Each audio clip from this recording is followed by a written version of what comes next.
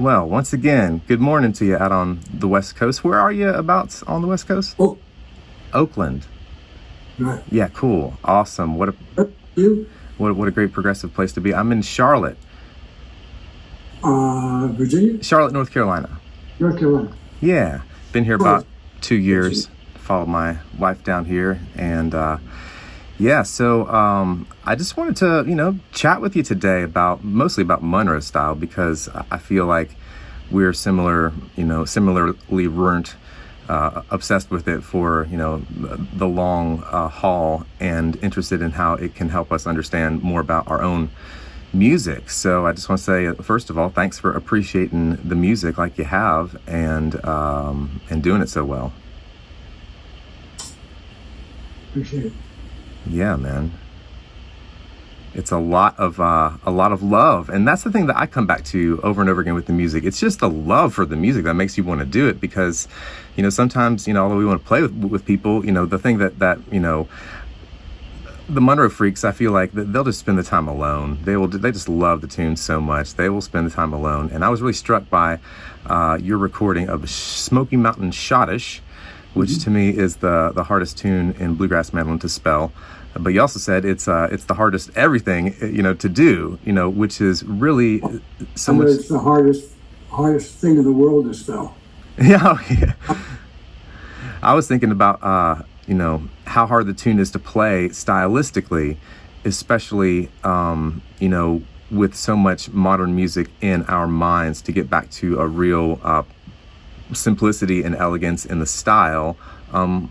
What are your thoughts and feelings about that tune, and what made you want to connect with it and learn it, so well? It just really grabbed me. I got it off a tape of, I don't know, was it Bill playing on the bus, or somebody sat him down and had him do a bunch of tunes? Maybe it was that one. Yeah, that's really, the one I know. Really a long tape with a bunch of stuff on it. And there was not only that one, but there was a tune called the Bluegrass Scottish. Did you ever? Okay, so a lot of these tapes I'll get, and I have no idea what the names of the tunes are. Do you have a mandolin handy? I do. I would love to hear the I can Bluegrass play at 11 o'clock in the morning. I don't know. Scottish. I feel you, man. It's interesting sometimes when the fingers aren't doing what the mind maybe wants it to, how that works and how that can work for creativity. It's like, well, I can't play 16th notes right now, so I'm going to go with 8th notes, or and what that can lead to. It's all part of it. Right. So what were we talking about? The Smoky Mountain Scottish or the Bluegrass Scottish? But both of them. But I've never heard. Well, I don't know. I've never connected the name of Bluegrass Scottish. I'm not sure I know it. I would love to hear it. I can't remember real well, but it was something like that. Hey, Butch, can you push your camera down so we can see your mandolin? That'd be awesome. There we go. Yeah. Perfect. Thanks.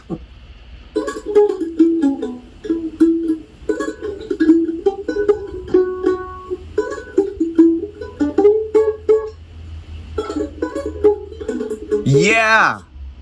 It's something like that. Oh my gosh, that's cool. That's so cool.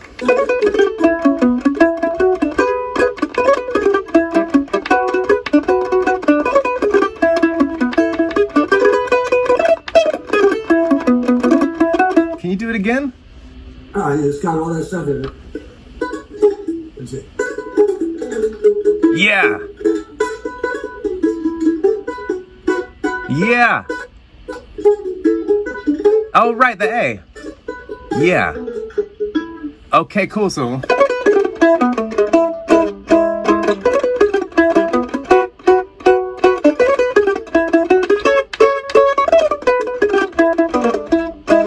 Something like that. Yeah. That is so fun. It's just that one part. Does it have a B part? Does it go to the 4-chord or anything?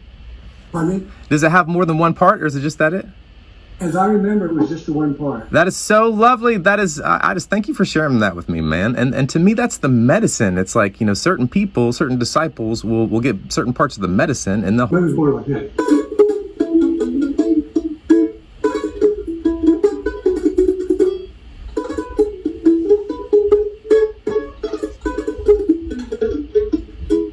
Yeah, that is so fantastic, and it's so smooth. That's the way I would do it.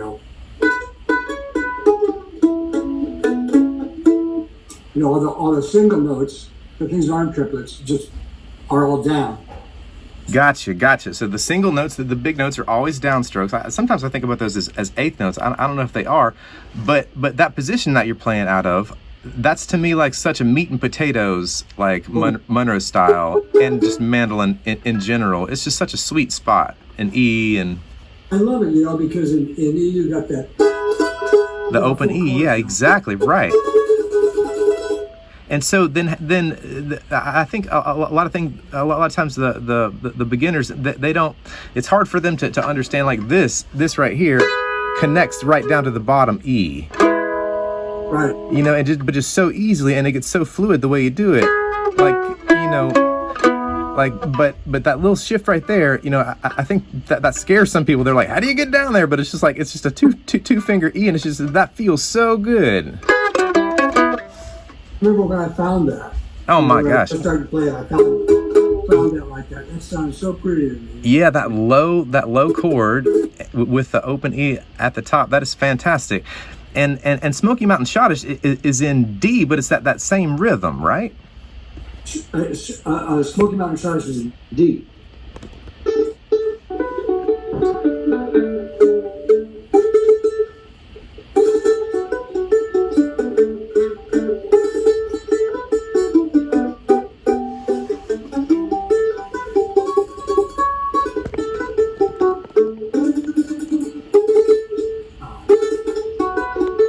I love that. Right. I love that. Now, okay, so that to me is like pretty much exactly how I know the tune from the same recording. And I just think it's so, well, I know how much work it takes to get on that level, because there's no one to teach it to you but yourself, and this recording. Can you talk a little bit about how you kind of started to be able to learn on that level? Boy, I wish I could. I had, when I first started playing, I had a little help, but around our area, there just wasn't much bluegrass. There was one little band, in the early 60s up in Berkeley, a bunch of college guys that was around before I started playing, and one of them showed me some stuff on the mandolin. But after that, it was just learning, and there was no YouTube, there was no slow downer, So it was the old 33 1/3 album, and putting the arm down and taking it off, I think that's such a level of commitment. Yeah, that's like, you really have to be driven to do that. And, in the modern world, we have the technology now to make that process a bit faster, which is nice. But I also think that maybe a little bit of the idea of committing to the hard work and kind of the organic thing of just getting the record, matching the tuning if you need to, just the whole experience really entrains your ear more. And when I see that people are getting more into these deep catalog, Monroe tunes that a lot of us have loved, like yourself, for so long, to me it's really exciting, and the prospects of trying to understand how broad Bill's creative spectrum was, but also limited in its beautiful way. He was responsive to so much, but he wasn't including every tonality. He wasn't going into Middle Eastern tonality or too much klezmer tones. He stuck to kind of but within that it was like jeepers. And then so Peter talked about the Smoky Mountain Scottish, he would play it all the time, but they would never perform it. And he just Peter's really into he wanted me to do a little bit of this perform one time, and he's a great mandolin player, of course, Peter Rowan, and he's really into that, that stuff, as kind of backup.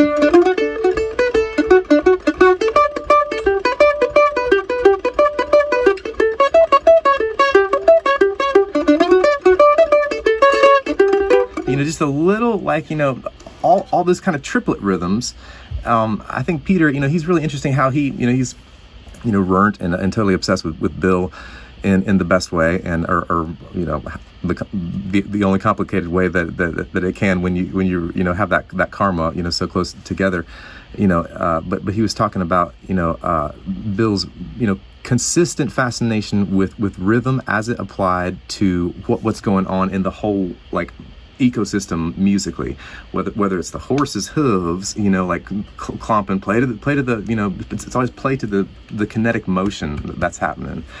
And this triplet thing, is not, triplets made their way into bluegrass in a different way, in a kind of razzle dazzle kind of way, but it's not like this kind of thing built into the just nice pleasant, why do you think that the people kind of why do you think? I have two questions. What do you think drives the music to shift over time, like it has, with regard to melodies, I guess in a way, or dances or rhythms, so no one's doing the Scottish dance. No one in bluegrass, hardly even knows what a Scottish is, really. I've never seen the Scottish done at a bluegrass jam session or anything like that.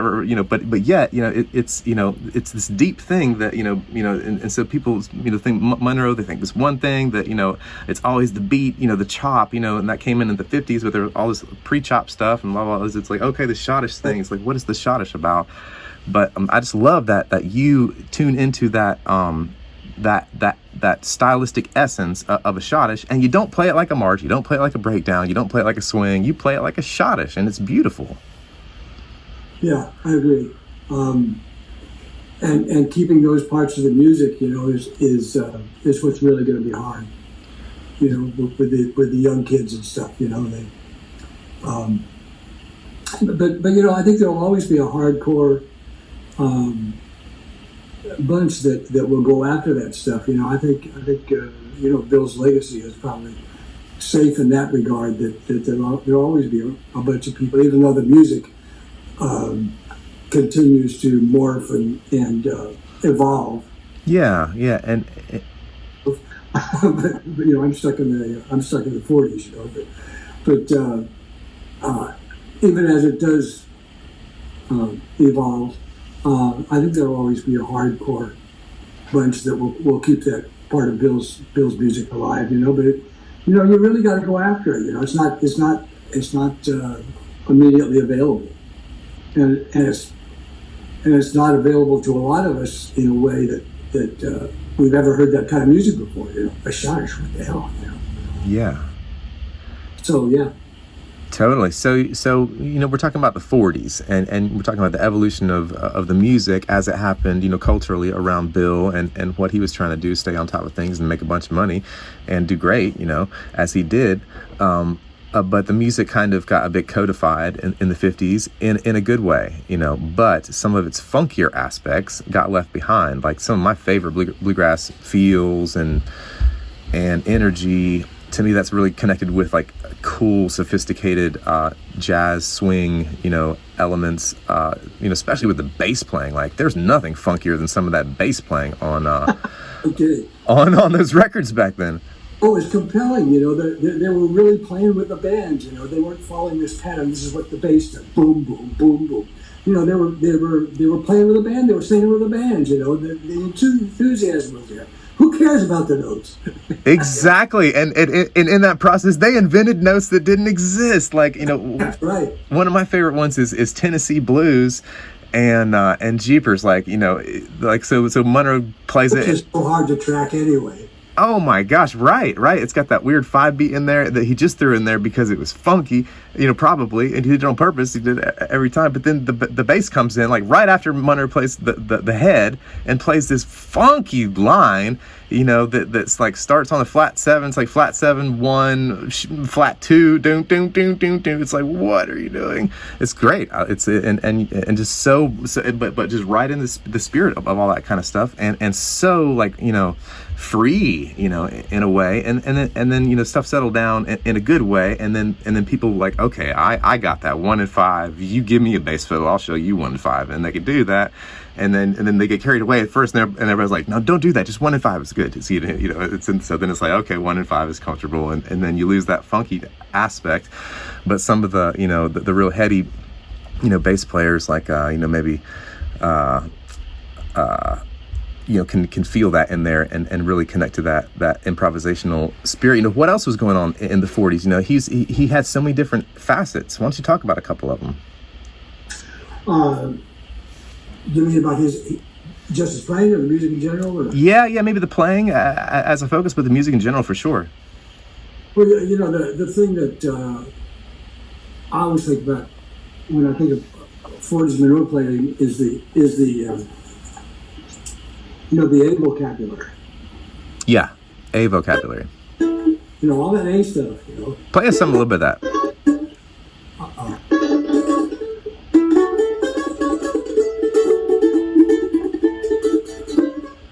Will you be loving another man? Yeah. It's dirt simple, but it's. Can we talk about that for a second? Because in a way, like technically, it's pretty simple, but like phrase wise, it's it can be complex for people to understand at first, but more and more, the way I connect to it is just through that kind of like the scat thing, which is it's like but how you just did it right there, had such a great feel. It wasn't like super mechanical, and it had just the right amount of grease and slide on it, and I guess that develops over years, but it sounds so good. When I think back about my own playing, where did I learn to do that stuff? Those subtle little stuff, refinements that you put on notes and ways to color notes and that sort of thing. Where the hell did I learn to do that? I remember learning that. Right. And I think it was, I think the most important thing about learning to play bluegrass mandolin or learning to play bluegrass, or probably any music, is listening. Yeah. Really listening to a lot of bluegrass music, or listening to a lot of Monroe, if that's your thing. Mm-hmm. There's just no there's no substitute for just packing your head with music, Mm-hmm. There isn't. But yeah, I remember when I first started to play, Bill came to play and did a show in Berkeley with Bill Keith and Kenny Baker and Bessie Lee and John Curry on guitar. Wow. And watching Bill play, I could not figure it out. There was so much to figure out back then, but some of that stuff that now is like breathing was just such a mystery to me. 20, 30 years, 40 years, digestion, right, so to speak. Yeah. But anyway, that's amazing. And so I want to ask a question about how, at what point, did your own kind of creative spirit start to emerge in a conscious way with regard to like your own composition and feeling kind of deputized, so to speak, by Monroe's tutelage?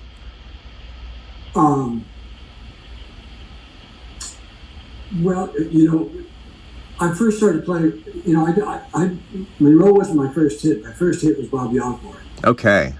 And I still love Bobby Osborne's playing. He is so masterful with the melodies. But so it took me for a while to figure out, to really hear Bill's playing. Yeah, okay, right. And that's a process that continues today. There's stuff I listen to any recording of Bill's, and I always hear something I didn't hear before. That's the same way. It's so great. And inexhaustible. So, let me see. The question was about my own creativity. I don't know. I think it came in pretty early, but I think it was pretty bad pretty early. Stupid ideas, But as I found my footing and moved along, got a little more mature. I threw out a lot of stuff, and let's see. One thing I do that is not very Monroe oriented. I put out a waltz album. Nice.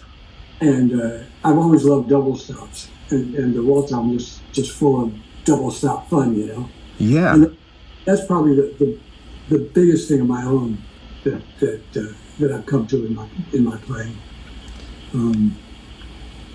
Yeah, your taste with double stops is so nice and intuitive, and I think understanding harmony, as it applies to the mandolin, can be tricky for a lot of folks. But yeah, we'd love to explore that with you and just understand how that reflects in your own composition and the waltzes. Yeah. Yeah, I don't know what else to say about it. Maybe I'll play a little bit of one. Yes, please.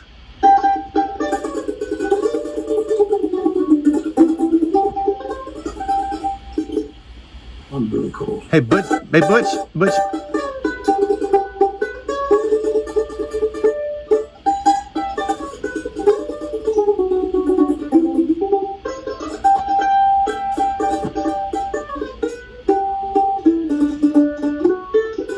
Now that's stuff. That's so beautiful.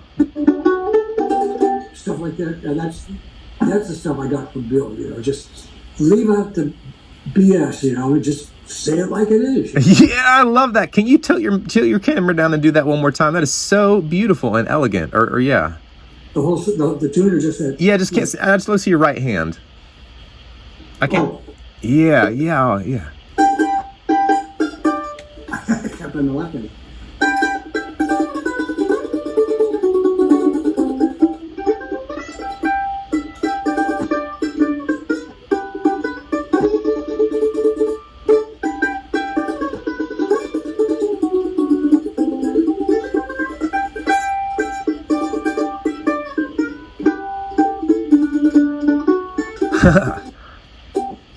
That's so lovely. What's that called?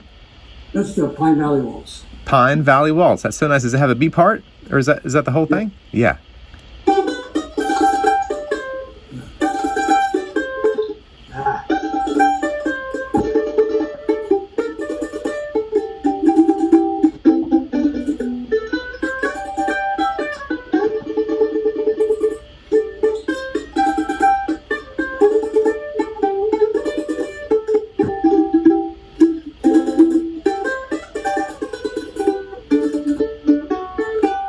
That is so beautiful. That constant flowing rhythm with the double stops, through the different positions and chords. That's so lovely. Thank you for sharing that. The Pine Valley Waltz. Yeah. That's so nice. Another thing about something that I just came out a couple of years ago is Bill's use of double stops and his original break on Kentucky Waltz. Right. Is just such there's such economy of movement. That's a good way to put it. I don't know, but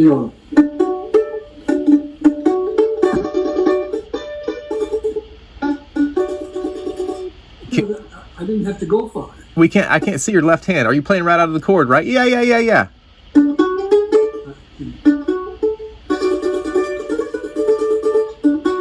I'm sorry.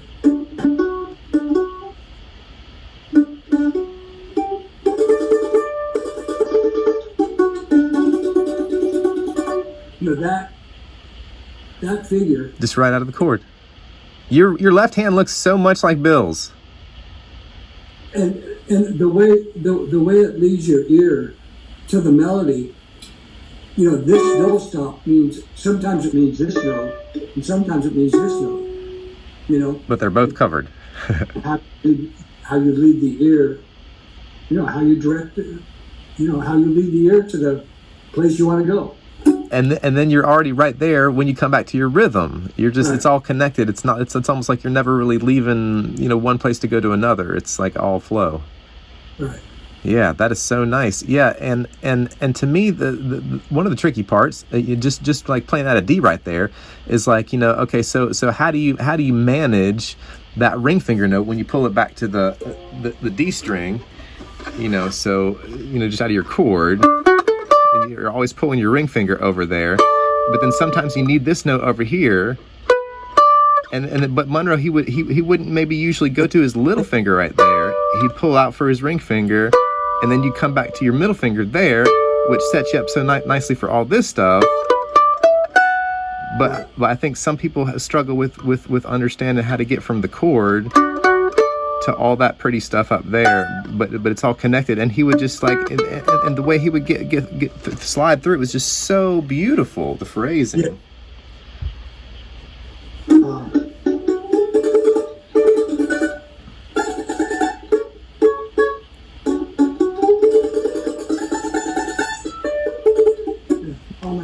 That's like, most money for, it just economy of motion, but then also like taking advantage of all the basic, beautiful, powerful principles of music theory. He was really sticking with, I guess, not everything.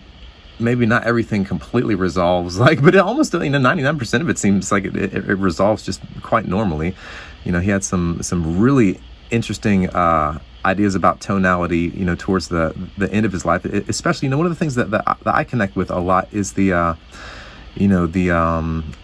ancient tones thing, as it relates to the significant consideration he gave to the subject of Native Americans.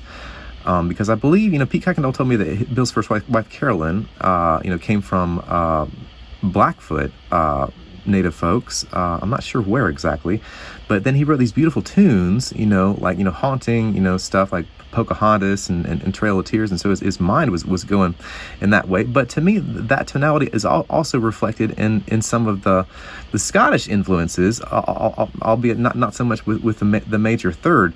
But do you have anything, any thoughts that may have coalesced along the lines of understanding the tonality of the ancient tones? Because he does a lot of that stuff in A, and it's like, of course there's the major minor mix, but a lot of the kind of more native sounding stuff really reflects a lot of that ancient tones. Yeah, I don't know too much about that, but what you just mentioned, the major minor thing. Yeah. It's always seemed to me that Bill really enjoyed the ambiguity of a major third and a flatted third. He would play a major third when they were in a minor key, like Crossing the Cumberlands. Yeah. He'd play that major third there. Yeah. And then he's all over the place with the minor third, with the bluesy stuff.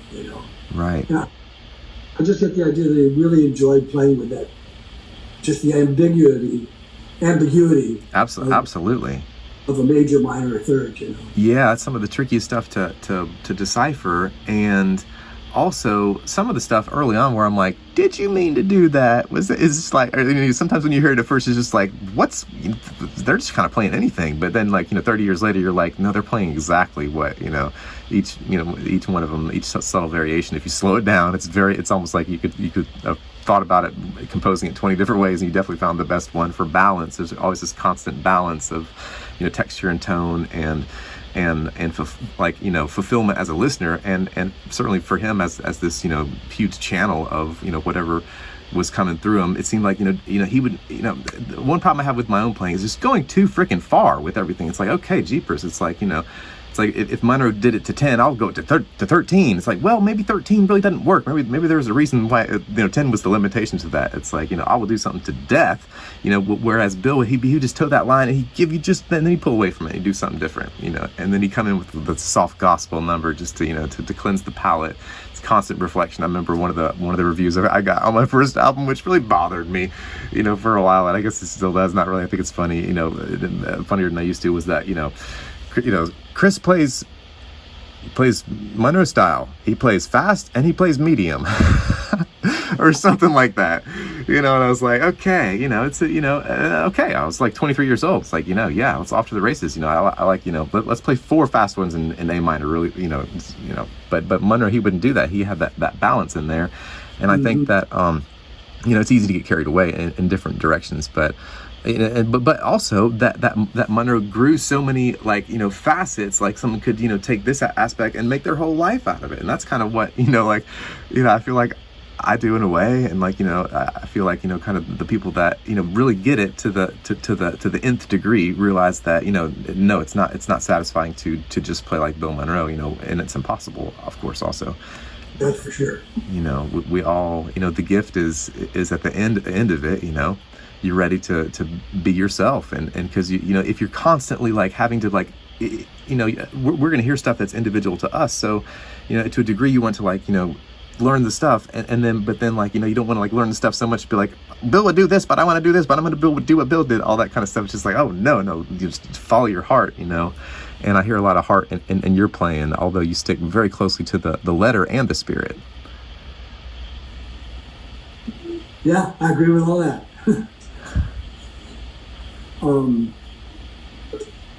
Let's see. I don't know. What else should we talk about?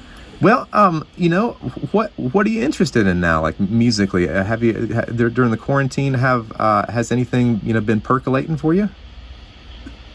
Well, I wrote a tune. On the Waltz album, there's this tune called "The Jagged Blue Waltz." Nice, that sounds good.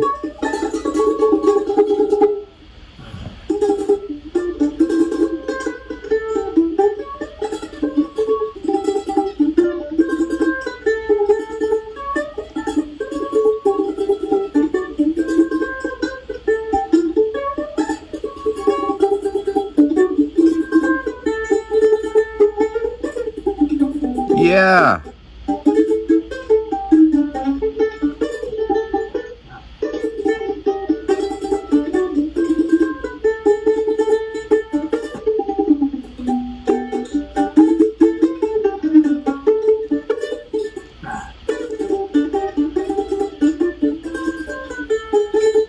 That is so nice. So some of those notes in there,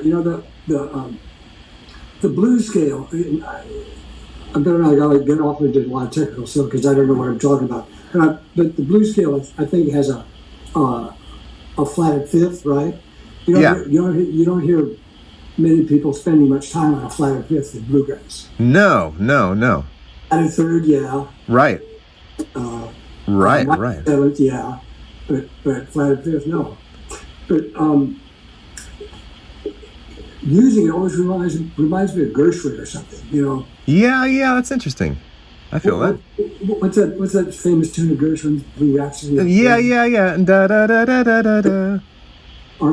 It has those notes, but it doesn't sound like the blues very much, Right. But anyway, so I wrote this too. One thing I've accomplished Good point. In quarantine is I wrote a mandolin tune. Try to play a little bit of it.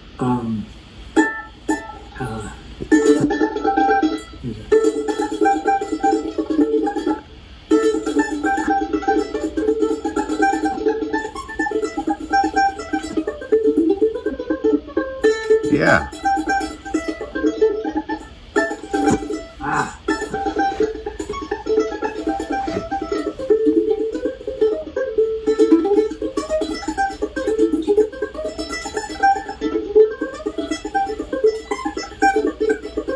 Yeah.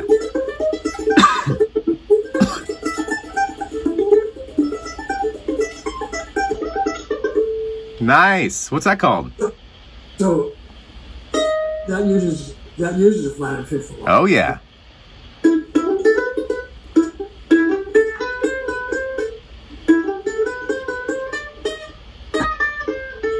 Yeah. Very, very, very, very tasteful use of it. And so I'm finding notes that aren't there, sort of, Yeah. Well, sure they are. Yeah. That's a legitimate double stop. It's got a flatted third and a flatted. Yeah, it sounds like a train or something. An E chord. Yeah. I love that, finding our way into like a vibe, a note that's like kind of like, you know, hasn't been, it's not low hanging fruit. It's like it's still like Right. pulsing creatively. But anyway, that kind of stuff was in my mind from writing that tune, Jagged Blue Waltz. It's in there too. You know? Gotcha. Yeah. And what's the name of that one? The last one? That last one, that was Marco's Ramble. Marco's Ramble. Nice. Well, man, Butch, thank you so much for taking this time to visit with us here. I'm going to post this on the Monroe Mandolin Appreciation Society, and there's also one called Exploring Bluegrass Mandolin. And I might put it up on YouTube if it's okay. So we can talk about all that. And but is there anything that we can direct these folks to purchase CDs from your website or anything? Are you teaching lessons these days? Pardon me? Are you teaching lessons? No, if anybody wants to get together and pick and have stuff they want to know, I'm more than happy to do that. I've never been very good at organized lessons. Well, I remember. Is there? Sorry. It's okay. Is there a website we can point people to, or? Yeah, highcountrybluegrass.com Sweet. is the website, and you can get High Country albums. High Country's been my band for the last 51 years. Fantastic. Hat is off. That is such good work. 51 years. Come on now, folks. That is like legendary business there. Butch, that's fantastic work. Amazing. Keeping one thing together for 50 years, half a century is just, my mind is boggled. You know, I know a little bit about what that's like for like 6 years, you know, something like that. But all High Country records are on there, and also my own records. Cool, man. Well, this has been a real pleasure. As a matter of fact, when you put it out on your on the Bluegrass, Monroe Appreciation Society, I got 3 record orders. Oh, fantastic. I love to hear that. One guy was like, we like to pay for our music, or some of us still like to do that. And I respect that and appreciate that too much. I mean, so much. And too often, artists aren't getting, the streams, but I'm kind of more, and perhaps I'm maybe too much this way, but just, I'm just thinking like, just get the music to people's ears, and a certain percentage of them will support it.